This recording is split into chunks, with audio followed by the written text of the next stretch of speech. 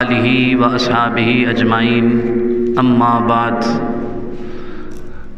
محترم حضرات، پچھلے سبق دے اندر اسی یہ پڑھیا ہے کہ اللہ پاک تے کیویں ایمان لے آنا ہے، سبحان اللہ، اللہ پاک نو کی مننا ضروری ہے۔ سبحان اللہ۔ ترتیب دے نال اج دوسرا سبق ہے۔ دیکھو، انسان جدوں اپنے ایمان لیان دا تذکرہ کردا ہے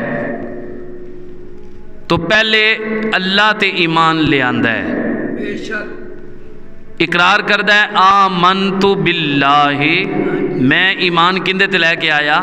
اللہ تے۔ سبحان اللہ، دوسرا نمبر ہے وملائکتہ، فرشتیاں دا۔ سبحان اللہ، تیسرا نمبر ہے آسمانی کتاباں دا وکتبہ۔ بے شک تو اج میں تواڈے سامنے اللہ رب العالمین تے ایمان تے لے کے آنا ہے جس طریقے دے نال او میں عرض کیتا ہے۔ دوسرا طریقہ، دوسرے نمبر پر فرشتوں پہ ایمان کیا لے کے آنا ہے، فرشتوں کے بارے میں کیا ماننا ہے۔ سب سے پہلے نمبر پہ ہر مسلمان کا یہ ایمان اور عقیدہ ہونا چاہیے کہ فرشتے اللہ کی مخلوق ہیں۔ بے شک فرشتے کیا ہیں بھئی؟ اللہ کی مخلوق ہیں۔ جیسے انسانوں کو اللہ نے خلق فرمایا ہے، پیدا فرمایا ہے، ایسے فرشتوں کو بھی اللہ پاک نے پیدا فرمایا ہے۔ سبحان اللہ، لیکن فرشتے نور سے خلق ہوئے، بے شک اللہ پاک نے انہیں نور سے پیدا فرمایا ہے۔ سبحان اللہ، پہلے یہ ماننا ضروری ہے کہ فرشتے اللہ کی مخلوق ہیں، اور دوسرے نمبر پہ یہ بھی ماننا ضروری ہے کہ فرشتوں کی اللہ پاک نے تخلیق نور سے فرمائی ہے۔ بے شک سبحان اللہ، پھر یہ بھی ماننا ضروری ہے کہ فرشتے نہ تو مذکر ہیں اور نہ ہی مؤنث ہیں۔ بے شک تذکیر و تانیث فرشتوں میں نہیں ہے، نہ وہ مذکر ہوتے ہیں نہ وہ مؤنث ہوتے ہیں، نہ فرشتے مرد ہوتے ہیں نہ عورتیں ہوتی ہیں، بے شک وہ نوری مخلوق ہے۔ پھر فرشتوں کے بارے میں کیا ماننا ضروری ہے؟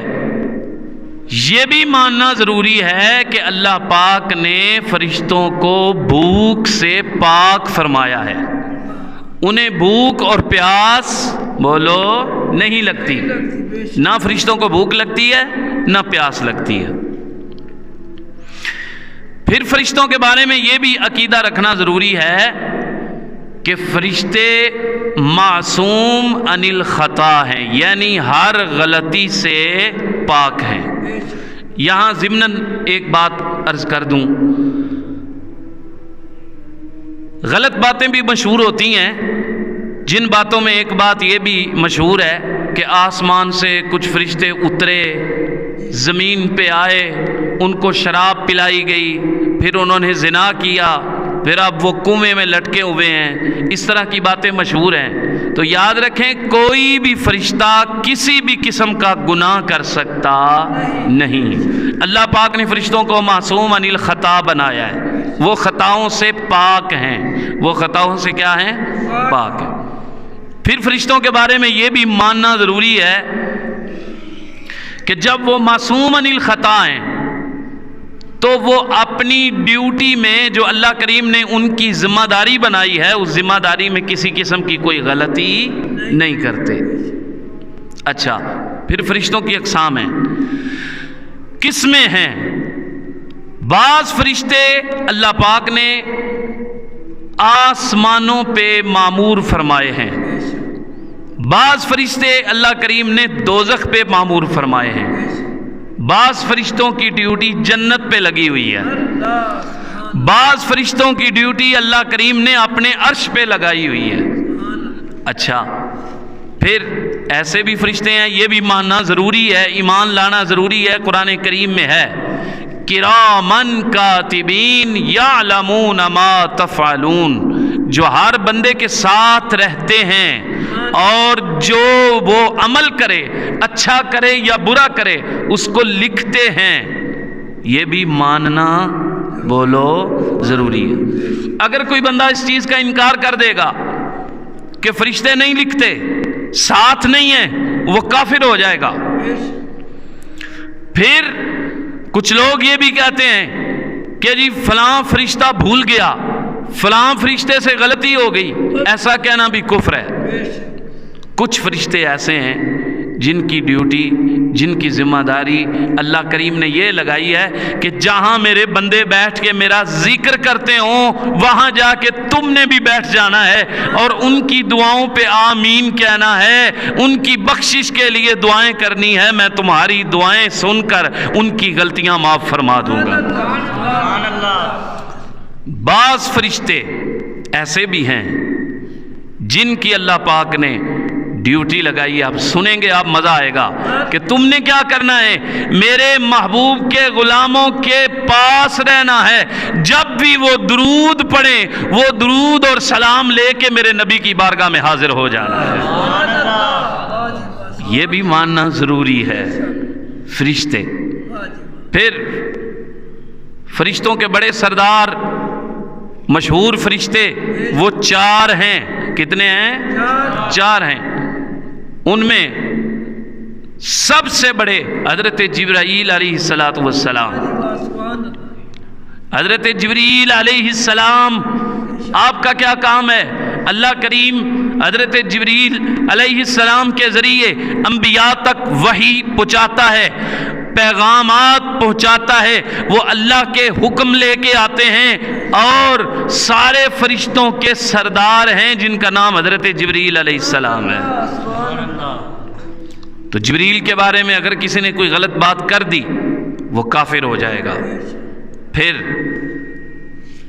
حضرت میکائیل علیہ السلام، اللہ کریم نے آپ کے ذمے، حضرت میکائیل علیہ السلام کے ذمے رزق کا نظام لگایا ہے، تقسیم کرنا رزق حضرت میکائیل علیہ السلام کے ذمے، اور بارش برسانا بھی حضرت میکائیل علیہ السلام کے ذمے لگایا ہے۔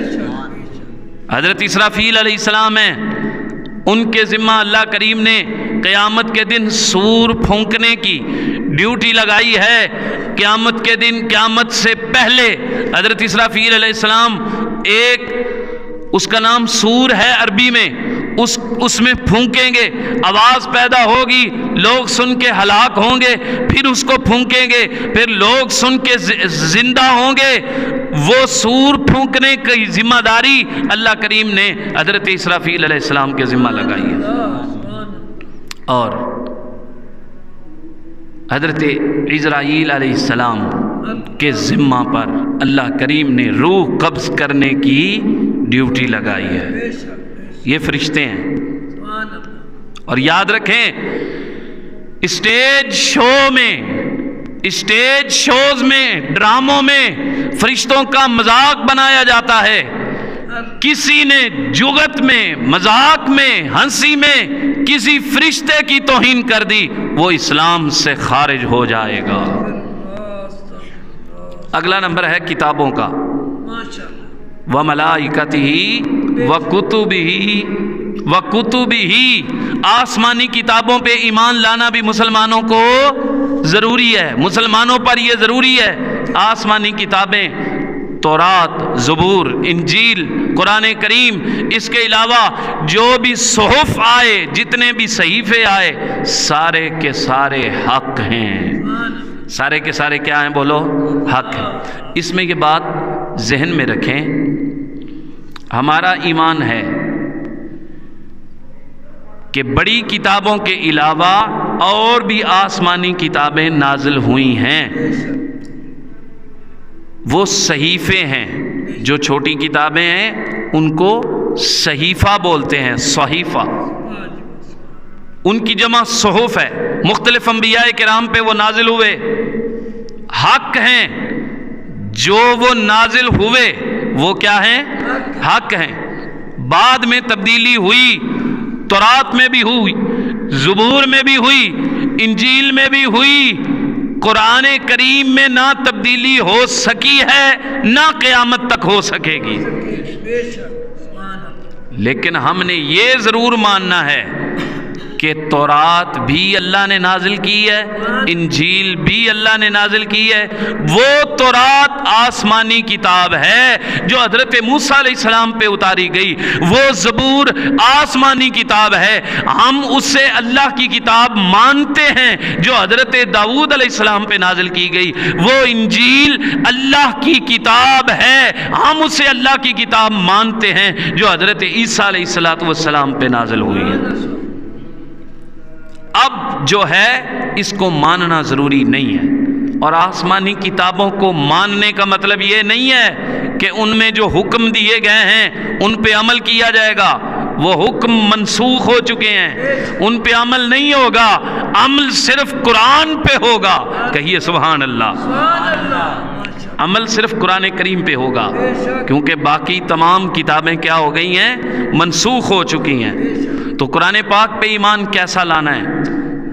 کس طریقے سے؟ سبحان اللہ. سب سے پہلے یہ ماننا کہ یہ اللہ کی آخری کتاب ہے. سبحان اللہ. قرآن مجید اللہ کریم کی آخری کتاب ہے.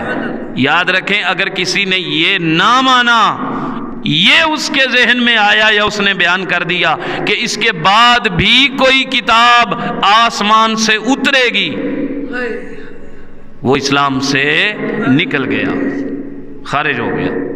پہلے نمبر پہ قرآن کے بارے میں یہ ماننا کہ یہ آخری کتاب ہے. سبحان اللہ. دوسرے نمبر پہ یہ بھی ماننا ضروری ہے کہ قرآن میں جو ایک ایک سورت ہے وہ سورت حق ہے، بلکہ ایک ایک آیت پہ ایمان لانا ضروری ہوگا. قرآن کریم کے بارے میں یہ ہے ذالک الکتاب لا ریب فیہ، یہ وہ بلند مرتبہ کتاب ہے جس میں کسی قسم کے شک کی گنجائش ہی نہیں ہے. گنجائش بھی نہیں ہے اس میں. شک ہونا تو دور رہا، شک کی گنجائش بھی نہیں ہے. یہ ہے وہ قرآن. سبحان اللہ. سبحان اللہ. پھر یہ بھی ماننا ہوگا اگر کسی نے یہ کہا کہ قرآن یہ وہ قرآن نہیں ہے جو نبی کریم علیہ السلام پہ اتارا گیا، مسلمان نہیں رہے گا. اگر کسی نے کہا کہ قرآن میں زیادتی کر دی گئی، یہ بعض لوگوں کا عقیدہ ہے، کلمہ بھی پڑھتے ہیں اور کہتے ہیں جی قرآن کو چھپا لیا گیا، معاذ اللہ من ذالک، قرآن کریم کو چھپا لیا گیا، اپنی مرضی سے آیتیں داخل کر دی گئی.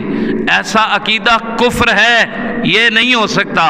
ہمارا ایمان ہے جب اللہ کریم نے وعدہ فرمایا ہے انا نحن نزلنا الذکر و انا لہ لحافظون، قرآن کریم کو نازل کرنے والے بھی ہم ہیں، اس کی حفاظت کرنے والے بھی ہم ہیں. تو جس کا محافظ خود رب العالمین ہو اس میں کوئی تبدیلی آ سکتی نہیں ہے. قول محمد قول خدا، فرمان نہ بدلا جائے گا، بدلے گا زمانہ لاکھ مگر قرآن نہ بدلا جائے گا. مل کے پڑھیے، بدلے گا زمانہ لاکھ مگر قرآن نہ بدلا جائے گا. تو یہ ہمارا ایمان ہے. ٹھیک ہے، بے شک. بات سمجھ آئیے کہ نہیں؟ سبحان اللہ. اب یاد رکھنے کے لیے آسان ہو رپیٹ کر دوں، فرشتوں کے متعلق ایمان لانا ضروری ہے، وہ میں نے بتا دیا۔ آسمانی کتابیں اور بالخصوص قرآن کریم پہ ایمان لانا ضروری ہے۔ اور اس سے پہلے والے درس میں جو بیان ہوا، اللہ کریم پہ ایمان کیا لانا ہے، کس طریقے سے لانا ہے، کیا کیا ماننا ہے، مومن ہونے کے لیے یہ باتیں ضروری ہیں جو میں بیان کر رہا ہوں۔ سبحان اللہ۔ اور انشاءاللہ العزیز اگلے سبق میں ہم یہ سنیں گے اور سمجھیں گے کہ رسولوں پہ ایمان کیسے لانا ہے۔ اللہ کریم ہم سب کو عمل کی توفیق عطا فرمائے۔ وما علیہ الا البلاغ۔